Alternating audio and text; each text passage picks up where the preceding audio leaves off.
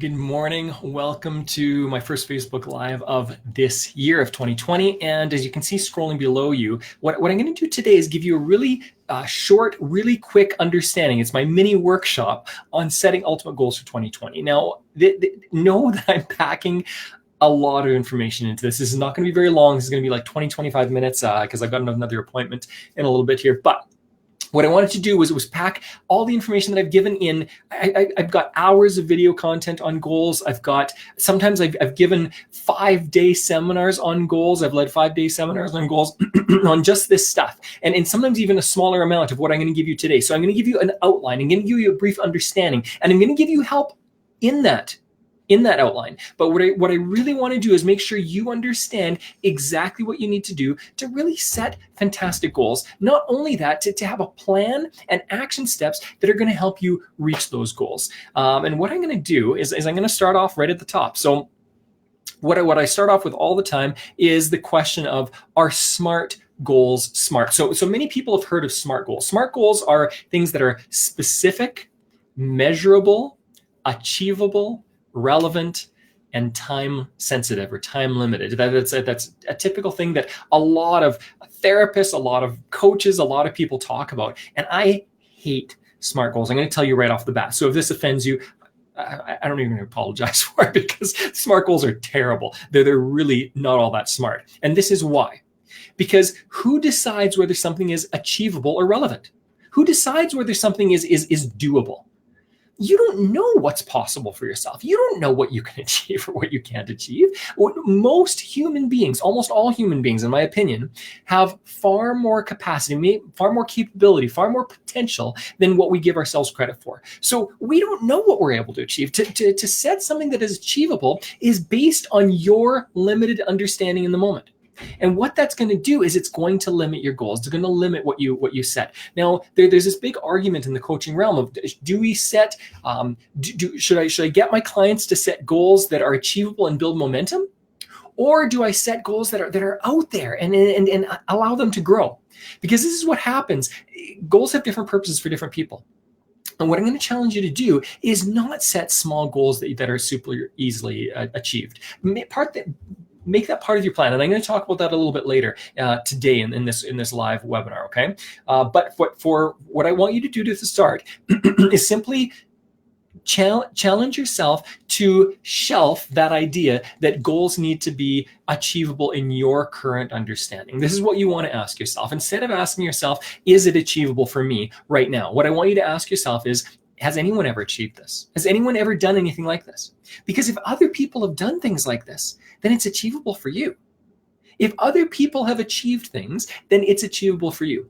Now, what do I do with this? Like, for example, let's say you want to be a professional athlete and you're 84 years old. Is it achievable for you? Well, okay, I'm going to say this tongue in cheek, okay? Know that we've got to be careful with our goals, in the sense that when we think of one example that doesn't work, it doesn't mean that the main idea of what we're talking about isn't useful. Okay, I'm going to repeat what I said before. If other people have achieved goals that you want to achieve, then most likely it's achievable for you. Most likely it's achievable for you, and you don't know. You don't know. I do know some athletes that are at the top of their game that are set in the late 70s. So they're not competing with 20-year-olds and 30-year-olds, but they're competing on a world stage, on an international stage. So again, we got to be careful how we use examples here, okay? So SMART goals. There are things that I do like about SMART goals. So things that are specific, measurable, and time sensitive. So the S, M, and T of that acronym, that's actually really useful. Things that are specific, that helps our brains. If we choose a vague goal, if you say, I want to travel more, that's not a goal. That's a pipe dream. If it's not specific, then guess what? You're never going to achieve it, because it's something you think about every once in a while. It's something you want every once in a while, but it's not something you work for. It's not something that stays in your brain and you really focus on all the time. So yes, specific is fantastic. Is it measurable? This is actually extremely important for goal setting. It needs to be measurable. Why does it need to be measurable? Well, it needs to be measurable because if it's not measurable, how do you know whether you're getting closer or not? So again, I would like to travel more. Let's use that thing that's less specific, okay? I would like to travel more. How do you know if you're traveling more or not? If you're not documenting, if you don't know exactly what you want to do, if you don't know exactly what the goal is, well, or I want to improve my relationships, that's a terrible goal. That's a terrible goal. Why? Because there's no way to measure it.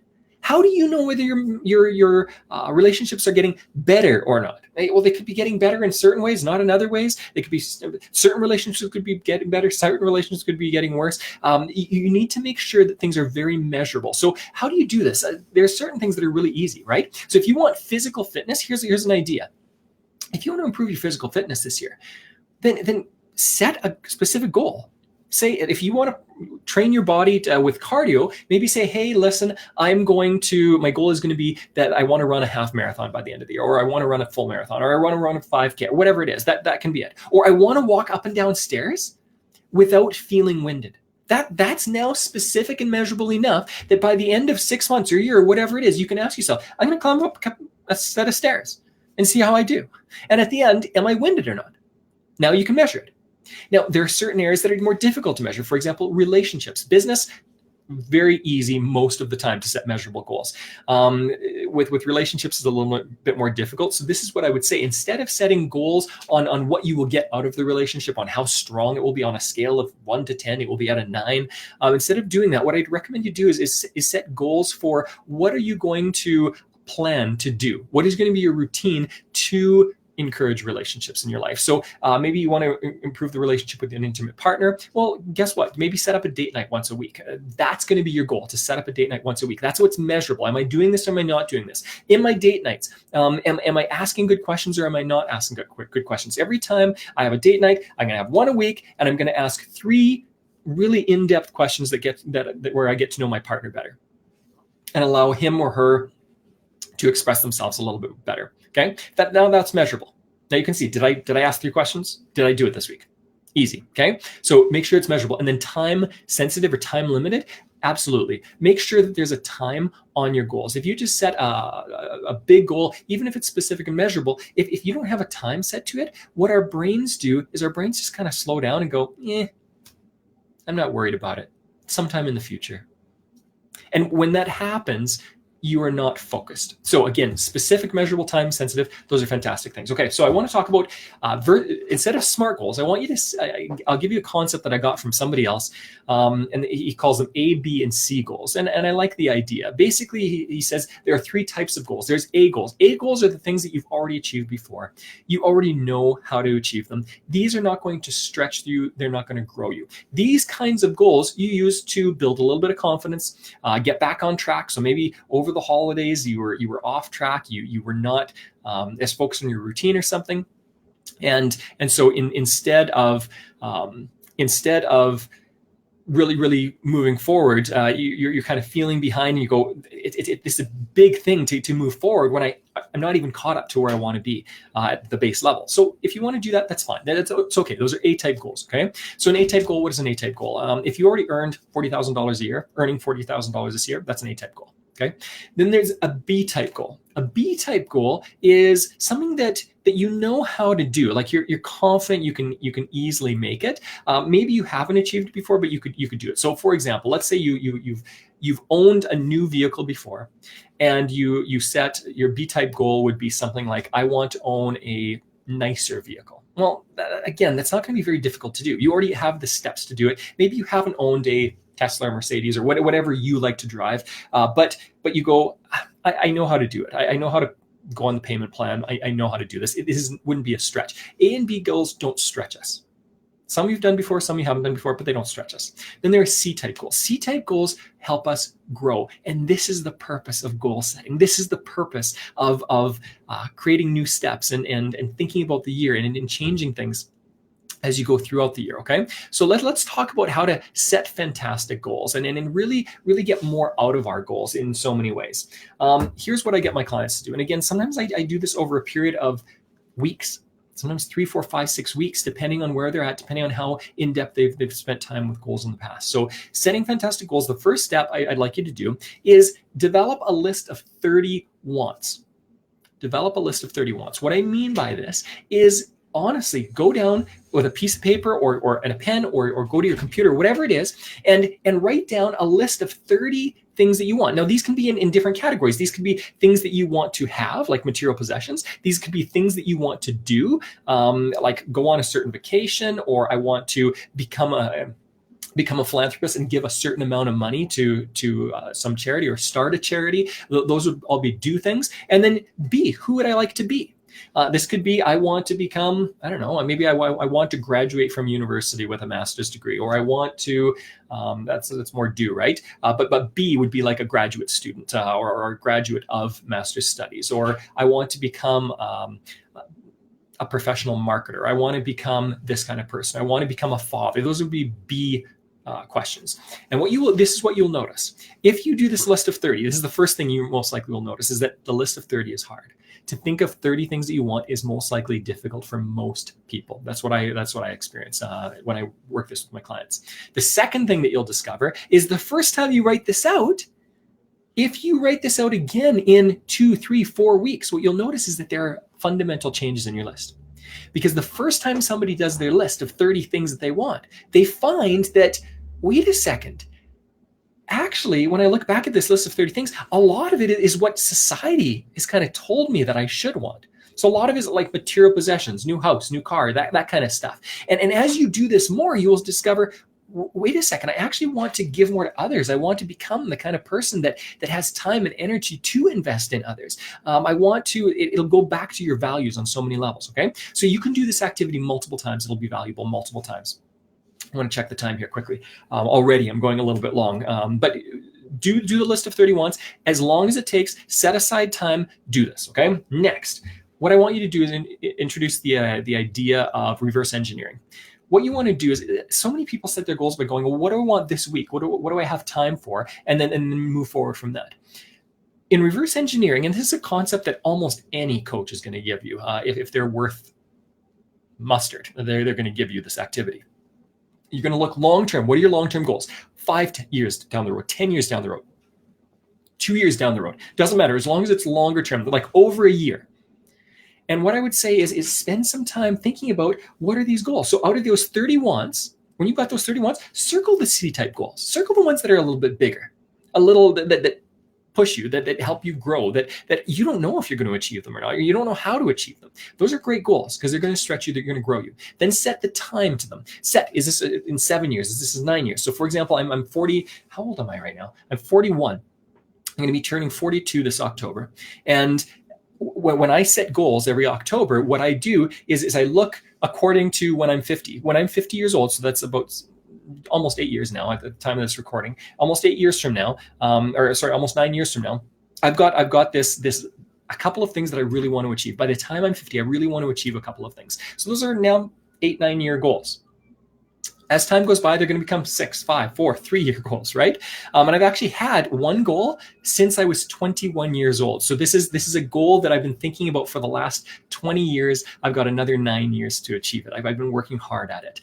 The beauty of setting these times on our goals is that they become far more useful to us. They become far more useful to our brains. We think about them more. We are far more engaged in our daily life thinking about them. And this is I'm going to talk about visualization in a few minutes here, but I'll give you a little tip here. If you want to focus on your goals, then focus on them. If you want to set really good goals, then focus on them daily. If you think about them every day, what happens is your subconscious mind now tries to find ways to complete them. Okay? Very, very important. Okay. Let's say you've got some goals now. You've got a 10-year goal. You've got a 5-year goal. Don't pick too many. Don't have like a list of 1,000. If you need to make them a little bit smaller, if you want help with this, reach out to me, okay? Reach out to me on Facebook. Reach out to me. You can email me. You can call me, whatever it takes. And when you get into contact with me, I'd love to help you with goals. But what you want to do is make sure that you've got a short list of goals that really work well together. So for example, if you are involved in real estate and you want to become a real estate investor and you want to become better at sales, that goes really well with real estate investing. And you want to raise a certain amount of money for real estate and you want to retire with a certain amount, all of those goals fit really well together. Maybe even becoming a real estate agent so that you've got access to deals, and when deals come down the pike, those can all be things that are related to each other. So those are all good goals. If you've got goals that are really scattered, like I want to go to Egypt, and I also want to travel to the moon, and I want to become a shoe salesperson. Well, initially those might not fit together. If they don't fit together, you've got to make sure that they do. Okay. So for example, you go, well, I'm going to become a shoe salesperson to earn enough money to go to Egypt and then continue earning enough money. I'll use that as an encouragement to go to the moon or something. Okay. But if you've got philanthropy and other things, and then they start messing around with each other, if you're divided, for example, if I want to start 6 different companies this year, that's going to go at odds with each other. That's going to get you off track again. Okay. So reverse engineering. Now you've got these few goals that are listed, and you actually are going to write them out. Okay, write them out on the top of a page or in your computer, and have like, so I want to do this by, so my goal when I'm 50, it's 2028 when I turn 50. Okay, so I write that at the top of the page, October 10th, 2028. That's my birthday. I write down my goal for that, and then I write down a couple of the other goals I have within the next 5 years. Where my family wants to go to France for a year, those kind of things, and then what I'm going to do is I'm going to start on a plan. That's the next step. So the first thing is discovering, what do you want in life? The second step is writing it out, the goals. And then the third step is starting to develop a plan. What, in my opinion, by my definition, a plan is simply anything that is a year or less, kind of 12 or 18 months or less in time frame. When we set goals that are outside of about 18 months, we have a hard time visualizing them. We have a hard time seeing what they would look like. Our brains struggle with looking into the future too far. But we tend to do really well with thinking about what's within the next 12 to 18 months. We can visualize that. We can see what it looks like. So this is when we start to develop our plan. This works really well with how our brains work. And what you want to do is you want to ask yourself, so let's say you've got that goal for 2028, and you've got a goal for 2024, and you've got a goal for 2022. What you want to do now is go back and ask yourself, okay, for this 2028 goal, what do I need to do? What are 1 to 3 things that I need to do in this year? What are 1 to 3 activities, action steps that I can take in the next year that will get me close to that? Well, so I'll use an example. Let's say you want to retire in 2028. That's the goal, okay? Almost 9 years from now. And what you're going to do is ask yourself, okay, so if I want to retire on, I don't know, $100,000 a year, then how much passive income do I need, residual income do I need in order to make that happen? I need $100,000. So what am I going to get from, like, maybe if I've got a pension plan or RSP or whatever it is, 401k, what am I going to get from that? It's going to be very little, by the way. And what do I need to supplement it with? Ask yourself that. And then say, maybe within the next year, if I've got 9 years, 8.5 years to accomplish this, what do I need to do in the next year that will get me closer? And maybe in the next year, what I need to do is get really good at understanding investments. And in the next year, I'm going to pick an investment, get good at it, and start investing a certain amount of money. I want to invest $20,000 or $50,000 of my money or other people's money into my first investment. So I'm going to have that passive income by the time I'm whatever age in 2028. So that would be for the 1 year, okay? And then you're going to go down, and you're going to do this for every one of the goals that you listed. And then you're going to go to 3 months, and you're going to ask yourself, you're going to look at your 1 year plan. So I'm going to invest $50,000, and I'm going to become a skilled investor in this area, okay? Real estate investing or stocks or whatever it is, in business investing. Become an angel investor. And so what I'm going to ask is now from January, February, March, in the next 3 months, what can I accomplish in the next 3 months that will get me closer to that 1 year goal of investing $50,000 or becoming an investor who understands, an educated investor? And so what you're going to do is now set it smaller and ask yourself, hey, what could I do? Well, I could, for the next 3 months, I'm going to research, choose an area of an investment, and maybe invest in coaching with somebody, like an investment coach. Okay. I want to become an expert at this. Great. Now you're going to go down to 1 month. You're going to do that for all of your goals, all those goals areas. Now you're going to come down to a month, and you're going to ask yourself, for this next month, for January, what can I do to make sure that I've hired this coach and done all of this research? Well, maybe the first step for this month, what I need to do is just after work, other times in my life, what I'm going to do is I'm going to research all the different investing strategies. And maybe I'm going to buy a book and read the book on investing strategies, or go to a seminar or whatever it is, and learn as much as I can. And by the end of this month, I'm going to choose at least what kind of investment what kind of investment vehicle I'm going to use. Is it going to be real estate? Is it going to be stocks? Is it going to be something else? Okay, I'm investing in businesses. Next, yes, you are going to go to 1 week. You're going to ask yourself, okay, so January, today is January the 6th, right? So this week, from January 6th to January 11th, or whatever it is, what can I do? What can I focus on right now that will allow me to get done what I need to do this month? I need to buy a book and read this book. Well, maybe this week, what I need to do is do the research and buy the book. And then for today, yes, you even go down to today, you ask yourself, for this Monday, what am I going to do? Well, today I'm going to research the top investment books on general investing strategy, and I'm going to purchase one so that it comes by the end of the week, or I'm going to go out to Chapters or whatever it is, and I'm going to buy a book. Okay, and that's all reverse engineering is. What reverse engineering is it takes this huge goal of retiring within 8 or 9 years on $100,000, which seems almost mind-boggling. I don't even know how I'm going to do that. And you start to break it down. Now, I typically use bigger numbers than $100,000, just so you know.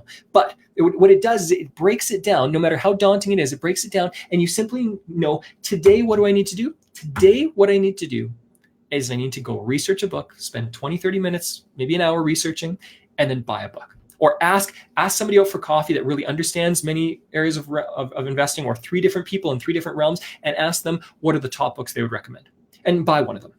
Okay? And as soon as you do that, you know, wait a second, if I do this, I'm getting closer to this goal. Do you know whether you will hit it or not in 8 years? No, you don't. And that's a little bit difficult about goal setting, because you've got to trust the process. But what it does is it takes the focus away from dreaming, and it sets it for yourself. And now you can ask yourself, what do I need to do right now? What is a small thing that I can do today that will help me get there? And tomorrow you're going to ask the same question. Now, here's a question that a lot of people ask. They ask, well, what do I do when it comes to taking action? How about routine? We need a strong routine if we're going to accomplish our goals. So for example, I've got a routine where I wake up at 4:15 in the morning, and I've got a set routine from 4:15 until 7 o'clock every single morning. I've got a routine that I stick to, because that prepares me for my day. When I get that routine done really on a consistent basis, I'm ready for my day. I get so much more done in the day. That prepares me. Okay, so that could be something in your routine. Maybe it's waking up earlier. Maybe it's if you've got a full-time job and you want to build a business, or you want to invest, or you want to do some other things financially for yourself. What you're going to need to do is go, well, where do I find more time? Because everyone has 24 hours. And right now I'm using my 24 hours for other things. So where am I going to focus my attention? Now, and this was me in the past, when I was working full-time at a full-time job and I went into business on my own, I found it very difficult, because I still had this full-time job, and I was tired at the end of the day. I was working in the field of psychology, helping people with addictions and mental health and all these other things. And that I was really, really, really busy. And I was using a lot of brain energy. So when I came home, I was tired. I had 2 kids at home. I didn't want to focus on my business, and nor did I have the energy to focus on my business. So what I discovered is my routine, which is very important for me, is make sure I get up before my day starts, before my 9 to 5 starts, and really spend at least 30 minutes or 45 minutes on my own business. And the more I did that when I was fresh, the more my business grew. So it's all about taking action today. So what are some things that you could do for your routine? And again, I'm skipping over a lot of things right now. I'm sure you've got other questions. Feel free to ask them, and I'll answer them as I can. So one routine that I highly recommend is to visualize your goals daily. What do I mean by visualize your goals daily? If you set your goals on January 1st, and then you don't do anything, and you forget about them, how much does it affect you? How much does it influence you? The answer is almost not at all. But if you set a goal for 2028, and now for the next year, every single morning, you kind of visualize it a little bit, go, what would it look like? It's 2028. I'm 50 years old. Where am I living? What's the temperature like? What does it feel like? Who am I with? You enter and you ask yourself all 5 of your senses, and even more senses. Okay, how am I feeling? What's happening? What am I observing around me with my different senses? What am I hearing? What am I seeing? What am I smelling? What am I tasting? All of this. When you ask yourself that on a daily basis, and you spend just 3 to 5 minutes doing this on a daily basis, do you know what happens? Now you are influencing yourself. Don't believe for a second that you are not influenced on a daily basis by other people.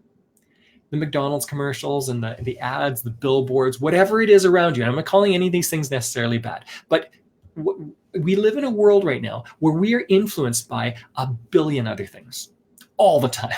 The average person, the last research that I saw was the average person is inundated with over 3,000 forms of marketing on a daily basis, the average person in North America. Over 3,000. It was closer to 3,500. That's anything from a logo on a shirt to a baseball cap to a billboard to a commercial on TV or a commercial on the radio or whatever it is, where we're constantly inundated with marketing and advertising. And the question is, how can I influence myself more than other people are influencing me? Because you know what? I'm using McDonald's as an example, but it could be used for anything, okay? Because McDonald's doesn't care about you. McDonald's cares about their bottom line. And that's not every business. Some businesses do care about you. But I have a strong hint that the average McDonald's owner is not focused on how can I improve this person's physical health. They're maybe improving the time with your kids. Maybe that's something they're doing, but they're not making a big difference in your life, right? Their focus is, how do I improve my bottom line? How do I get you in the doors? How do I sell you something? How do I give you an experience? How do I sell you something? Now, that's fine. That's their agenda. Do you want to be influenced more by other people's agenda, other companies, or do you want to be more influenced by your agenda, by your goals? And this is a question that you need to ask yourself consistently. What we need to do on a consistent basis is make sure that we are influencing ourselves more than others are influencing us. If you watch TV for 30 minutes a day, but you only spend time visualizing your own goals for 5 minutes every day, that means there's 6 more times influence of some director for a show or a movie or whatever it is than you. Now, if you play games on your phone for an hour and you watch TV for a couple of hours, that means 3 hours of influence from somewhere else and 5 minutes for yourself. You do work for 8 hours. You're an employee. It means 8 hours where your employer is influencing you more than you're influencing yourself. And that's not okay. It's not okay. If you want to achieve your goals, you need to influence yourself more than other people are influencing you, period. This is why it's so important. If you look at people who are really successful, they spend a lot of time visualizing. They spend a lot of time thinking and simply being with themselves rather than being influenced by others. They've learned to influence themselves. Okay, so what is the purpose of the plan and the way I've talked about it? I'm going to wrap this up. I've already gone way over time, okay? Really quickly, the purpose of the plan and all of this kind of stuff is simply to take something that's really big and make it small. Make something that is far out there, you don't even know if you can achieve, and make today's work towards it achievable. What it does is it builds momentum. Also, when we start to take action, when we've got something that's specific and measurable and time sensitive, and we're taking consistent action towards something, what starts to happen is we start to realize, 3 months down the road, when you're doing your quarterly planning, and I'm going to talk about this in a second, when you're doing your quarterly planning, you can ask yourself, am I closer? Am I close to hitting this for this year? Or am I getting further away? Am I ahead of schedule? Am I behind schedule? And when you ask yourself that question, you can now know what to tweak. If you don't have a specific goal, then you don't know if you're getting closer or not. If you don't know where you're going, I've heard this quote many times, if you don't know where you're going, any road will get you there. If you don't know where you're going, any road will get you there. Just go to pick any direction. What goals and a plan do is they focus us. And that's the difference between success and failure. That maybe the biggest difference between success and failure is simply focus. Some people are creating many companies, international companies, creating billions of dollars on a yearly basis, and other people are doing very little in their life. What's the main difference? It's not intelligence. There are a lot of people who lack a lot of intelligence that are making a lot of money. And and have good relationships and doing other things in their lives that they care about based on their values. And there are other people that are super intelligent that are completely wasting their lives and doing nothing for themselves or anyone else around them. And they've got terrible relations. Look at psychologists. Psychologists are terrible for this. A lot of psychologists you go to actually have terrible relationships with those around them. They're really good at advising other people. Probably not extremely good, right? But they're already advising other people, but very bad at doing things themselves. You need to focus. As you get focused, you are more likely to achieve your goals. And you know what? I'm not going to promise you at the end of this, I'm not going to promise you, you do this, you do it every day, you do it every week, every month, every quarter, every year, and you will achieve your goals. I'm not going to promise that, because in the end, it depends on the skills that you grow. I know people who have done this and they don't achieve their goals. Most people I know that spend time like they need to on this start getting into the right place and start achieving their goals. But it's true. There are some people who aren't going to do that, okay? Okay, I'm going to finish off with this. What is the perfect routine? What is the routine that you need to focus on? Well, this is what I would say. On a daily basis, visualize your goals. I'll give you like the super simple version of what you need to do to focus and get this right, if at all possible. Number one, visualize your goals daily. Visualize them daily. Focus on them. The more you focus on something, the more you are drawn to that thing. Okay, it's the same thing. Don't think of a pink elephant. What happens in our minds? We think of a pink elephant. That's what comes up. That's how our minds work. So when we think of something on a consistent basis, we're drawn towards that. We think about it more and more. There have been research studies where people will play Tetris for 3 days straight, and they start seeing, like when they look out at buildings in downtown, they start seeing how the buildings will fit together. Because they've influenced their mind by playing Tetris for 3 days, now they see Tetris all around them. It influences how they think. And in the same way, when you think about your goals all the time, it influences how you view life. It will help you greatly. On a daily basis, ask yourself, what are 1 to 3 things that I need to do today that will get me closer to the things that I want to do this week? Do this on a daily basis. Spend 10 minutes on a daily basis, and this 10 minutes of planning will keep you focused throughout the day. Far more than not doing it. On a weekly basis, I do this on Sundays. On a Sunday, I'll look at my week. I'll plan my week. I plan on my workout schedule. I plan stuff with relationships, times with my wife, with my kids, other things like that. I look at my week and go, what are the most important things I need to achieve this week in order to achieve my monthly goal this month? Then I do this once a month. Near the beginning or the end of the month, depends on the day, depends on sometimes weekends, because I usually try to do this on a weekend. I plan this out. Now, sometimes I do this on a Monday morning. If I haven't done it over the weekend, I do it on a Monday morning before I start my week. Because if I don't start my week properly, I'm unfocused. And I will be wasting my time. Then, every quarter, I used to do this religiously. I don't do it anymore because I'm getting better at planning without this. But this is a high recommendation. Take yourself, pay for a hotel, a retreat center, something like that. Go away for a weekend every quarter and plan out. Ask yourself, how did I do over the last 3 months? Where did I do well? Where did I do poorly? What can I change? And what do I do for the next 3 months to make sure I'm hitting my yearly goals, my yearly plan? Every year, my birthday. So I do this in October. Every year I take some time and I ask myself, what can I do over the next year? What have I done over the last year? What can I change? What can I improve? What have I done well? What have I done poorly? What do I do in this next year that will allow me to hit my big goals? Because when you do that on a consistent basis, when you plan, when you focus, you are far more likely to hit your goals than when you don't. And that's all I'm going to say. I highly encourage you. What I just did in 30 minutes, again, I've taken days, weeks, months to do with certain people. Everyone's a little bit different with this. You are going to struggle with different areas of this than maybe I have or other people have. And that's okay. That's okay.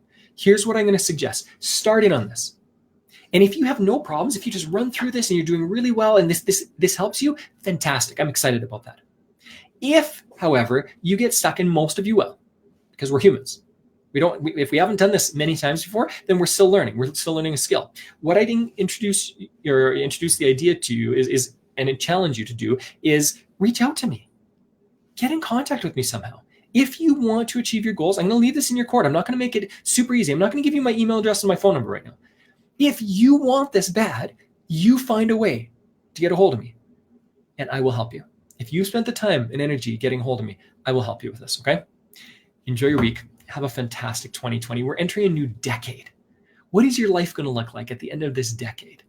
It's going to look differently than it is right now. I hope. And what I really, truly hope for each one of you is that your decade is looking far better when you look back at the 20s, the 2020s, far better than the 2010s. far better, that you are far more prepared, that you have far more confidence, that you have far more influence over your own life and the lives of those around you, and that you are using that to benefit other people around you. That's what life is about. I truly believe that. So have a fantastic decade and enjoy the process.